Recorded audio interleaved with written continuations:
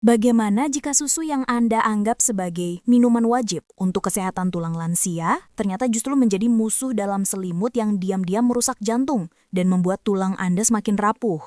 Banyak lansia di atas 65 tahun percaya mereka harus minum susu setiap hari untuk mendapatkan kalsium. Tapi tahukah Anda bahwa memilih susu yang salah justru bisa mempercepat datangnya penyakit jantung, diabetes, dan membuat tulang Anda semakin keropos? Perkenalkan, saya Dr. Maria, seorang dokter spesialis gizi klinik dan geriatri dengan pengalaman lebih dari 20 tahun menangani masalah kesehatan lansia, terutama yang berkaitan dengan nutrisi, kesehatan jantung, dan kepadatan tulang. Di usia 65 tahun ke atas, tubuh kita tidak lagi sama. Apa yang dulu menyehatkan sekarang bisa jadi bumerang. Banyak pasien saya datang dengan keluhan jantung berdebar, kolesterol tinggi, nyeri sendi, tanpa menyadari bahwa susu sehat yang mereka konsumsi setiap pagi adalah salah satu pemicu utamanya. Mereka meminumnya untuk kalsium, tapi justru mendapatkan lemak jenuh dan gula tersembunyi yang membebani organ-organ vital.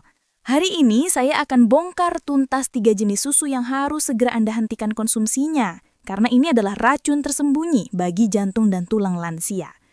Tapi sebelum kita masuk ke daftar terlarang itu, saya ingin berinteraksi sedikit dengan Anda.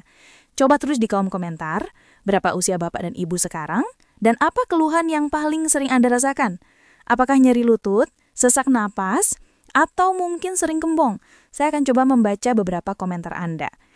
Jangan lupa juga untuk menyukai video ini dan subscribe ke podcast Sehat ala Dokter, agar Anda tidak ketinggalan berbagai tips dan ilmu terbaru dari kami. Sekarang, mari kita bahas. Banyak yang tidak sadar, 3 jenis susu ini sangat populer, namun sangat tidak cocok untuk tubuh lansia. Yang pertama, susu murni whole milk. Banyak yang mengira susu murni adalah yang terbaik karena paling alami.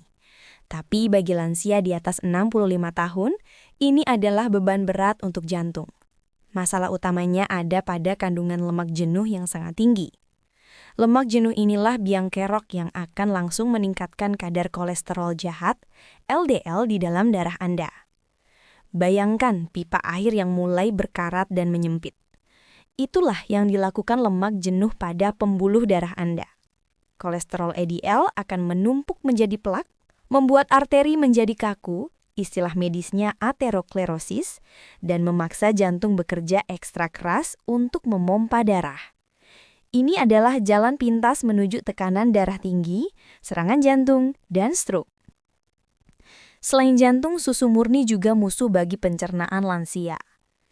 Seiring bertambahnya usia, tubuh kita memproduksi enzim laktase, enzim pemecah gula susu, semakin sedikit. Akibatnya apa? Intoleransi laktosa. Bapak dan ibu akan merasa kembung, begah, sering buang angin, bahkan diare setiap kali habis minum susu ini. Energi Anda habis hanya untuk melawan rasa tidak nyaman di perut, bukan untuk beraktivitas. Yang kedua, susu beras. Jenis kedua yang sering disalahpahami sebagai susu sehat adalah susu beras. Banyak yang beralih ke sini karena dianggap ringan dan bebas alergi. Masalahnya, susu ini adalah penipuan nutrisi bagi lansia. Kandungan proteinnya nyaris 0, seringkali kurang dari 1 gram per gelas. Padahal, lansia sangat butuh protein untuk melawan sarkopenia atau penyusutan massa otot yang alami terjadi di usia tua. Ketika Anda minum susu beras, Anda tidak memberi makanan pada otot Anda. Akibatnya, otot semakin menyusut, Anda semakin lemah. Risiko jatuh semakin tinggi dan tulang Anda yang seharusnya dilindungi oleh otot menjadi lebih rentan patah. Ini adalah jalan pintas menuju tekanan darah tinggi, serangan jantung, dan stroke.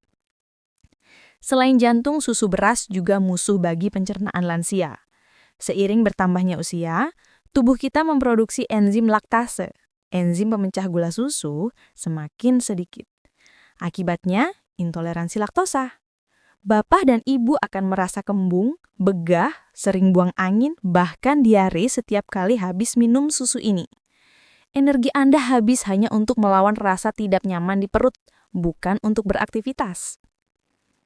Yang ketiga, susu kental manis atau SKM. Ini adalah yang paling berbahaya dan harus dihentikan total, yaitu susu kental manis atau SKM. Saya harus tegaskan di awal, ini bukan susu. Ini adalah produk creamer kental manis yang isinya mayoritas adalah gula, dan gula. Banyak lansia memakainya untuk campuran kopi atau teh, mengira ini susu yang menyehatkan. Satu sendok makan saja sudah mengandung gula tambahan yang sangat tinggi. Ketika Anda mengkonsumsinya, gula darah Anda akan melonjak drastis. Ini memaksa pankreas bekerja keras melepaskan insulin. Jika dilakukan terus-menerus, pankreas akan lelah, dan inilah jalan tol tercepat menuju diabetes tipe 2, penyakit yang sangat memperburuk kondisi jantung dan ginjal lansia.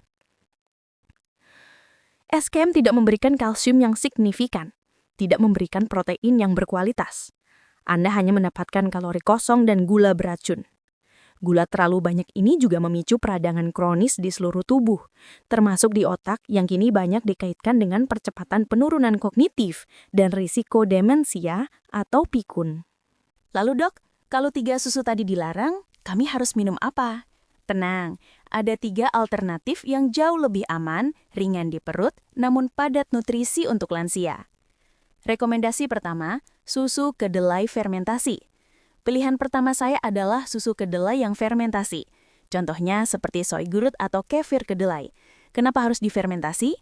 Karena proses fermentasi memecah protein kompleks dalam kedelai sehingga jauh lebih mudah diserap oleh usus lansia yang sensitif. Proses ini juga menghasilkan probiotik alami yang sangat baik. Probiotik ini sangat penting untuk kesehatan usus, yang merupakan pusat sistem imun kita. Usus yang sehat berarti penyerapan nutrisi seperti kalsium dan vitamin dari makanan lain juga maksimal. Selain itu, susu kedelai adalah sumber protein lengkap yang setara daging, sangat vital untuk memperbaiki sel tubuh dan menjaga massa otot agar tidak menyusut. Jangan lupakan kandungan isoflavon dalam kedelai. Zat ini berfungsi mirip estrogen alami, yang membantu menjaga kepadatan tulang, terutama bagi wanita pasca menopause. Penelitian juga menunjukkan isoflavon baik untuk mendukung fungsi kognitif dan daya ingat. Ini adalah paket lengkap untuk otot, pencernaan, tulang, dan otak. Rekomendasi kedua, susu almond tanpa gula atau unsweetened. Pilihan kedua yang sangat baik adalah susu almond, tapi ada syaratnya. Pastikan pilih yang unsweetened atau tanpa gula. Ini adalah sahabat terbaik untuk jantung Anda. Susu almond secara alami bebas kolesterol dan bebas lemak jenuh. Sebaliknya, ia kaya akan lemak tak jenuh tunggal atau MUFA, lemak baik yang justru menyehatkan. Lemak baik ini membantu menurunkan kolesterol jahat yang tadi kita bahas dan menjaga pembuluh darah tetap fleksibel.